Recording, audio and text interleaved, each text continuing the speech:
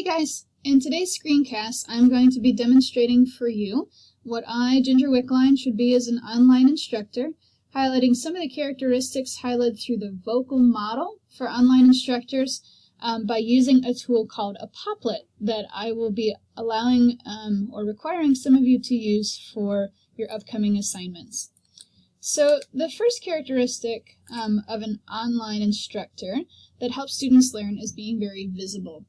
And as I reflect on my strengths and weaknesses in this area as an instructor, I'm an extroverted person who likes to talk to people. Students often say I'm pretty engaging. However, sometimes this also comes with being a bit of a blurter or a spammer.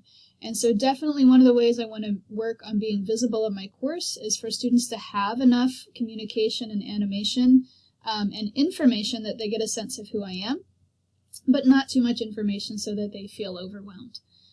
Some of the strategies I can do to make myself more visible and human to students might include group emails and announcements to make sure that they have the information they need, developing some icebreaker activities to help students get to know each other, have discussion forums where I also monitor and chime in to make sure they're acting appropriately and getting to know each other and working appropriately in that fashion, and perhaps require student introductions that I also model myself, perhaps using Animoto, introduction forums, or Poplets like this.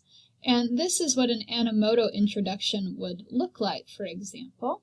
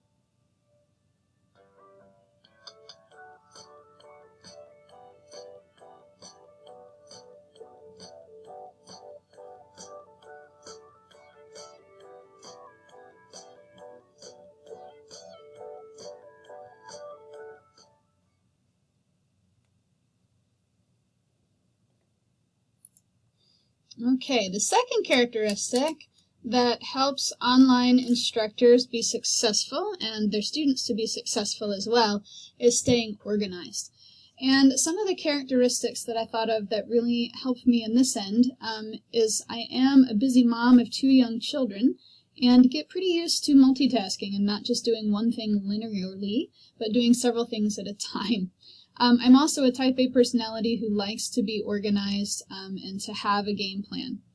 However, as sometimes our greatest strengths are our greatest weaknesses, I am also a busy mom who is pressed for time and sometimes distracted, or my schedule gets hijacked when there are things that my kids need or they get sick, etc. My other weakness for online learning is that I really I'm getting used to the idea of completing the outline of the whole class before launching. Since I was a kid, I've had trouble writing in that fashion and creating the full outline and filling it in. I write a bit more holistically, and the outline develops after I get going. And so that will be something for me to work through with this new medium. The strategies that I can use to help me get organized, though, to build connections between the Canvas views, make sure we've got alignment between the assignments, modules, guidelines, and calendars so that there's not multiple messages or mixed messages for students. To set and use the calendar feature for myself in Canvas to help me with deadlines. And also I think the e-learning faculty learning community, or FLC, will help me with questions and preparing in the organization, and the e-learning requirements for developing class within the course here and its financial incentives will certainly help give me the motivation to pursue this new way of organizing, even though it's not my first preference. The third characteristic that is important for online instructors is to be compassionate. And I think my greatest strengths in this area are my clinical training, both as a nonverbal communication researcher. I study expressions, like in people's faces and tones of voices, in order to help figure out how they're feeling. And I've also had a lot of therapy training regarding empathy building, picking up on people's emotions, etc. So I'm fairly good at interpreting nonverbal cues. It will be interesting to see how this pans out in an online environment where we lose a whole lot of information just from written text. However, I'm excited about WebEx and Google Hangouts and things that may help me still hear tone of voice or see my students when they want to communicate in that way, and I will get more practice at that as we go.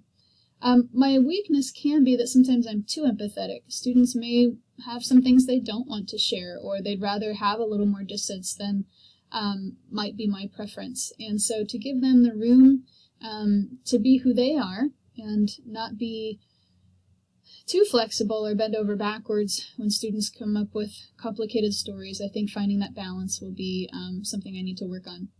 But the strategies I can use in order to help show students my sense of caring, it would be to send individual messages if they talk about sensitive issues or if I need to give critical feedback from negative behaviors in the class.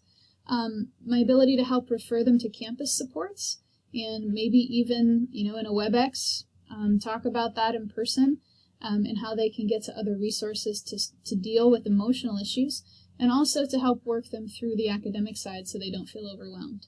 I can also make sure I am articulating empathy when students talk about struggles that make completing the online work a challenge. Technology doesn't work, kids get sick, work calls you in.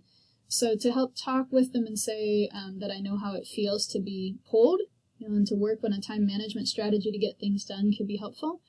And I also could have some room to be flexible with deadlines for urgent or emergent situations. I have to think through my syllabus for each of those and what my policy will be, but to consider allowing for some catastrophic kind of events for students so they can still be successful in the class. The fourth characteristic of good online instructors is being analytical. And in this realm, I think my training as a social scientist really helps me out. I love using the scientific method in problem solving. I love doing puzzles, whether the puzzle is an object or a person. I'm trying to strategize to help figure out in order for them to be successful. I also, in my teaching strategies, do not like just using multiple choice tests or even written exams as the primary object or demonstration of learning. So I think it's good that I've got a variety of tools and ways of assessing learning in my toolkit. However, sometimes, because I like chasing new ideas, I might put the cart before the horse. I might want to try an idea without having fully fleshed out what I think the learning objectives are or how to assess those. So the organization part can help here too, in order to make this a bit more holistic, maybe linear, instead, and less confusing for students instead of just feeling my way through some activities. The kind of tools that I can use to see how this is coming across to students would be clear rubrics so they understand how I am assigning grades and it doesn't seem too subjective. The use of Canvas or other online quiz tools so I can see if students are getting the primary points of a lecture, a screencast, a video they were to watch, etc. Reflection assignments to help students articulate what they are learning, not just doing that in a fashion that is recognition, but maybe recall or application and looking at Bloom's taxonomy of learning for things of deeper learning. And also poll everywhere or quiz questions to be used either during a screencast lecture or ways that students could give feedback on some of the tools I'm using to see if it is indeed helping them process the material well. The last characteristic that is really good for online instructors to have is to lead by example.